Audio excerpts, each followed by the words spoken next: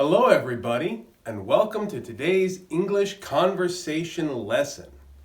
As with last week, my name is Don Van Antwerpen, but you can call me Kuma Sensei. I do like that nickname. It's a lot of fun. So today we are going over the dialogue homework that paired up with last week's monologue homework. Before we get into the answers, we have a little bit of a before you listen section that I want to talk about. You were given the following question to think about. You were asked, in your opinion, how many ethnic groups are there in Japan? You could have said 1, less than 5, around 10, or more than 10. Now, as we will discuss later on, this is kind of a trick question. But I want to give you another question to think about and talk about as we go over the answers. How do you define an ethnic group? What makes someone different? What makes someone the same? Should we even ask these questions to begin with? I don't know. We're going to talk more about this later on, but it is a good thing to think about. So get your papers ready and your answers prepared, and we will start by discussing the answers in today's handout assignment. Let's begin.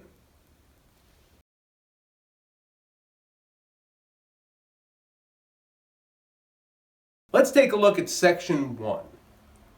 In section 1, you are asked to listen to each phrase and ask what the speaker is implying in that phrase.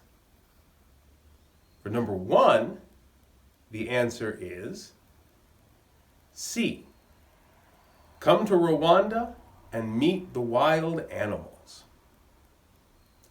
For number 2, the answer is B. This country has been successful thanks to its technology. And for number 3, the answer is A.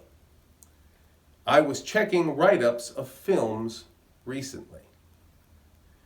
Now, I don't think I need to explain section 1 all that much.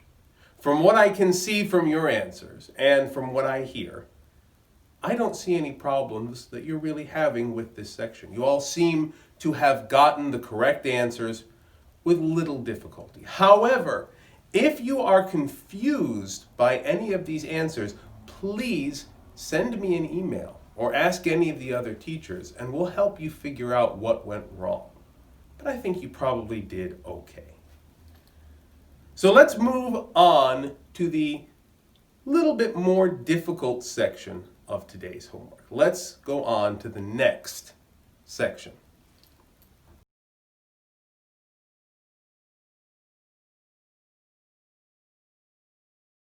Let's talk about section 2. In section 2, you were given the first part of the conversation, the dialogue, and you were asked to fill in the blank sections. As with last week's monologue, I will start reading, and I want you to follow along, and I will call attention to the correct answers as they happen. When we have finished reading through the part that is in the handout, I will put the second half of the conversation on the screen and let you look through that as well. Let's begin. Mari says, "Hi, Julius. Can I sit next to you?" Julius says, "Sure. Go ahead. Thanks for asking. And you are?" Mari says, "I'm Mari. It's the first time we've talked, right? So, how do you do?" Julius responds, "Mari, how do you do? I'm Julius from Rwanda." Mari says, "Yes, it's been almost half a year since you came here from Rwanda. what is your country like? Julius says, well, it's a safe and nice country in Africa. Here's the answer to number 1. If you want to see wild gorillas, you should visit us.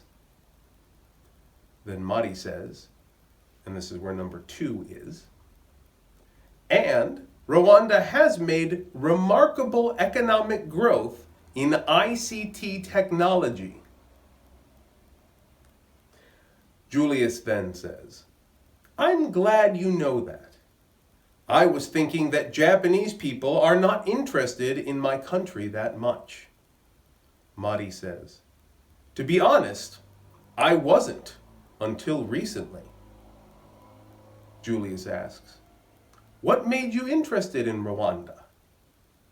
Mari says, and here's number 3.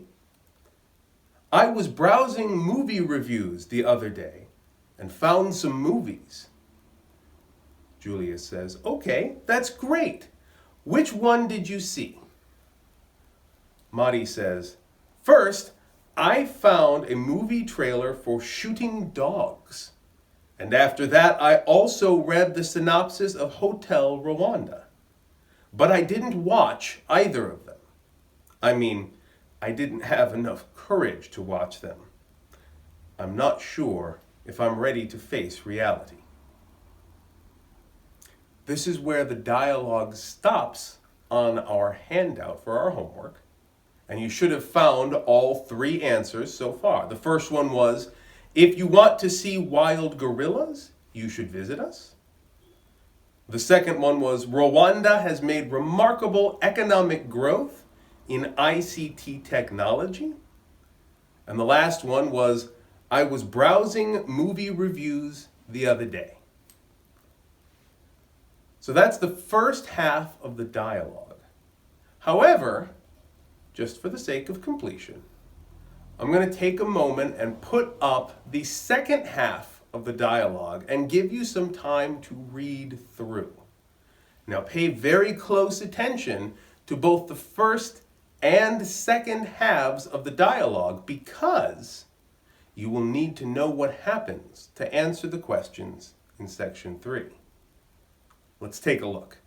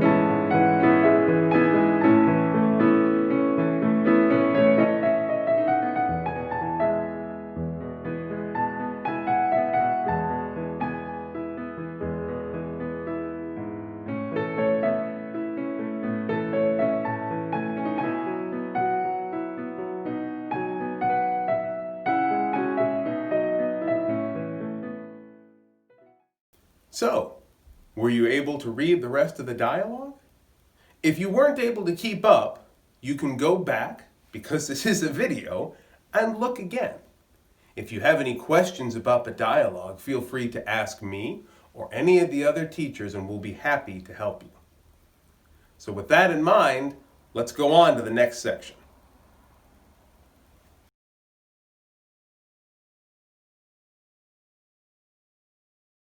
Let's look at section 3. Now for section 3, you needed to listen to the conversation and choose the best answer for each question. Now this is why we did the whole dialogue first and second parts. because you need to have understood the dialogue to answer the questions in section 3. Now, this part of the assignment is where most of you who had trouble ran into trouble. So we'll talk about each of the 5 multiple choice questions, and we'll talk a little bit about their answers as we go forward. Let's get started. The first question asks us, why did Julius say, "I'm glad"? Your options are A, because Mari liked watching wild gorillas in Rwanda. B, because Mari knew something about Rwanda. C, because he enjoyed watching movies with Mari. Or D, because he found new ways to use ICT technology. The correct answer is B, because Mari knew something about Rwanda. Now, if you look at your dialogue, this is in the part that's in today's handout, near the bottom of the last page. And you see where Julius says, "I'm glad." He says it because she knows something about Rwanda. It's not particular to ICT technology, although that is the thing that she mentions. What he's glad is that she knows something. She doesn't say he found a new way to use ICT technology, so D is not the right answer, even though the line before mentions ICT technology. No, his glad is a general glad because she knows something about Rwanda. And as he says, he didn't think that Japanese people were interested. So he's glad that she is. And that's why the answer is B. For number 2, the question is, which movies about Rwanda did Mari watch? Your options are A, Shooting Dogs, B, Hotel Rwanda, C, both A and B, so Shooting Dogs and Hotel Rwanda, or D, neither A nor B. Now this one can be a little tricky, so think carefully. The correct answer is D, neither A nor B. Now you might be confused because she mentioned Shooting Dogs and Hotel Rwanda in the dialogue. However, remember what she said. I also read the synopsis of Hotel Rwanda, but I didn't watch either of them. So she read about both of those movies. She saw a trailer for Shooting Dogs, which is not the movie, just a trailer. And she read the synopsis. She read about Hotel Rwanda, but she did not see either movie. That's the detail that you needed to have caught. So if you missed that, now you know where you missed it. Go back and take a look. Make sure you can see it now. Let's talk about number 3. The question for number 3 asks, why did Mari feel uncomfortable talking about the genocide with Julius? Your options are A, because she did not have enough language expertise. B, because she did not want to cause him distress. C, because Julius said the movies were too graphic. Or D, because Julius experienced the genocide. So think back to the last question. We know it can't be C, because she didn't watch the movies. She doesn't know if they're too graphic, so that can't be the right answer. And we don't know from the dialogue whether Julius experienced the genocide or not. So we can't say for sure that it's D anyway. A is probably not right either, because this whole conversation has been happening in English. So Mari's language expertise seems to be fine. The only one left, of course, is B, because she did not want to cause him distress. Distress is an emotional condition. It's like being hurt or sad or scared or worried. It's kind of like being upset. The genocide in Rwanda is a difficult subject for those from the area. So talking about it may have been difficult for Julius, and she did not want to hurt his feelings or make him think about a difficult subject. She was being nice. So the word distress is key here. She did not want to upset Julius or make him feel bad. And that's your answer. Number 4 asks, what is Mari's idea of you when talking about Rwanda? Your options are A, Mari thinks you means the Rwandan population. B, Mari thinks you means the whole rest of the world. C, Mari thinks you means someone from a foreign country. Or D, Mari thinks you means Julius. The correct answer here is A. When Mari says you, she's thinking about the whole population of Rwanda, everyone in the country. Now, this is something called cultural or ethnic representation. It's the idea that in a foreign country, you are a representative of your culture, your nation, your people. So that when you speak, you are expressing your whole culture, and people are receiving you as an example of your culture. Now, we'll talk more about this a little bit later, but that's the idea we're dealing with here. On this heavy subject, Mari is speaking as a representative of Japan in her own mind to Julius as representative of all Rwanda. It's a pretty big deal. Let's look at question 5. Our last question. What is one reason Japan is not a mono-ethnic country? Now again, this is a complicated question. So let's go over our options. A, it's not a mono-ethnic country because there is a sense of belonging.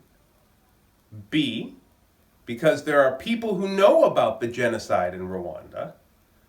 C, some people are descended from foreign ancestors.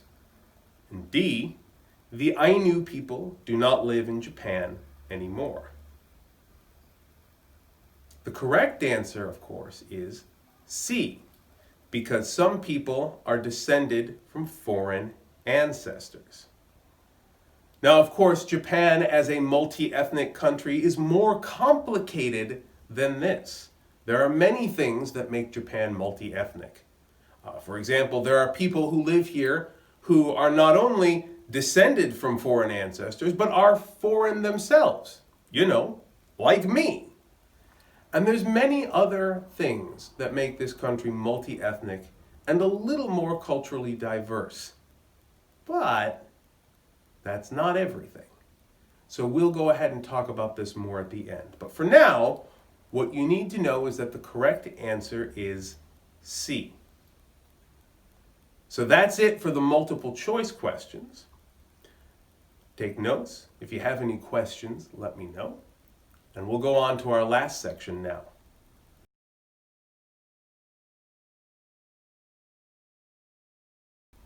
So for our last section today, I want to talk about some of the ideas that have come up in today's dialogue. I'm going to try to tell you a little more about some of these ideas, and I'll leave you with some discussion questions that you can talk about with friends and with family, or just with yourself over the holidays. Some things to think about. So what we're going to talk about is the idea of Japan as a multicultural, multi-ethnic society, and the ideas of cultural diversity and cultural representation. These two came up in the last section, and you may remember these two words I mentioned in numbers 4 and 5. Let's talk about them for just a minute. Cultural or ethnic representation. Now, this is that idea I mentioned a little earlier, where someone, usually someone who is a minority in a culture or situation that is not their own, is seen as representing their whole culture or ethnic or racial group. Now, this goes both ways. When you are in a foreign country, it's very easy to have that pressure on you, thinking that you have to represent your people everywhere you go. For example, right now, I'm very aware of the fact that I am American, and many of you may be seeing one of the few Americans you've ever seen. So what you see from me, you may think applies to all Americans. So in that way, I, in a foreign country, feel like I am representing my people all the time. But it also goes the other way. When you live in a country and see someone new, someone different, someone from another place, it's easy to think that that person is an example of their culture, of their race, of their nation, and to make assumptions or thoughts or ideas about their whole group based on that one person you talk to. For example, it may be easy for you to think that all Americans are big, crazy Kuma like me, but that's not true. This sort of representation thinking is where stereotypes are often born. You may remember we talked about stereotypes last week, and those are something we want to be very careful of. It's something we want to avoid. So be careful of that in situations where you are or interact with someone from another culture. The other point to discuss is the idea of cultural or ethnic diversity. Cultural or ethnic diversity is the presence within a country or some other area of many different cultures, races, or ethnic groups. So within a particular location, if there are more people from different backgrounds, it is more diverse. But if more people come from the same background, it is less diverse. And this can go for both ethnic, that is racial or physical diversity, and cultural diversity, the way people think and act. The two don't necessarily go together. For example, in the United States, we have a great deal of ethnic diversity, particularly in our cities. We have a high number of immigrants. We accept refugees and other peoples from other countries all around the world regularly. It's not uncommon to go down the street and see a great variety of physical characteristics, different skin colors, body shapes and types, and everything you can think of that would be ethnic in a great variety among all the individuals you might meet in your daily life. So in our country, we have a great deal of ethnic diversity. However, in the United States, there is much less cultural diversity. There is, in my people, a feeling that everybody in the country will act in an American way, no matter what they look like or where they come from. So there is some variation to that. But it's often true that we have less cultural diversity. So we are all more alike as a culture. And we have more ethnic diversity, meaning we are all more different physically. In Japan, however, there is significantly less ethnic and cultural diversity. The population of Japan is approximately, that's about 98.1% ethnically Japanese. So all other races, ethnicities, and culture groups make up less than 2% of the Japanese population. So it is true, as we said in our dialogue, that Japan is not a mono-ethnic country, because that number is not 100%. But that's only because to be mono-ethnic, you would have to be 100% of only one ethnic and cultural group. As you might realize, if you think about it, for a country to be totally mono-ethnic, there would have to be no person in the country who comes from anywhere else, either in their own lives or in their ancestry. That's not possible. So Japan is not a mono-ethnic country. It has some multiculturalism. However, it's worth knowing that Japan is about as close to a mono-ethnic country as any modern country can be. As I said before, the population of Japan is 98.1% Japanese. But further, studies have shown that out of 159 countries measured for diversity, Japan ranks at number 157. That's second from the bottom in terms of racial and ethnic diversity.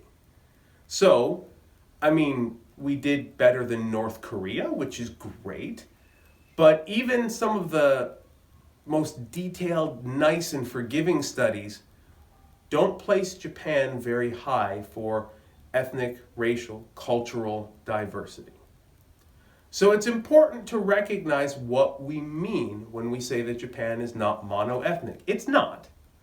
It's not possible to be mono-ethnic and be a country that exists in the world. However, as a country, Japan still has a long way to go if it wants to be ethnically diverse or multi-ethnic. So when we have these conversations, as I hope you do over the holidays, let's think about what it means not just to be multicultural or multi-ethnic, but what we can do in our own lives to become more culturally or ethnically sensitive. How can we explore other cultures or ethnicities in our own lives? And how can we introduce new cultures, new people, and new ideas into our own culture? So these are fun and interesting things that I hope you will spend some time talking about and thinking about over the holiday. Of course, if you have any questions, if you want to talk about this more, if you want to know more about this, or if you just want a good conversation or some resources, please send me an email. I'm happy to spend time talking with you, and I know all of the other teachers are as well.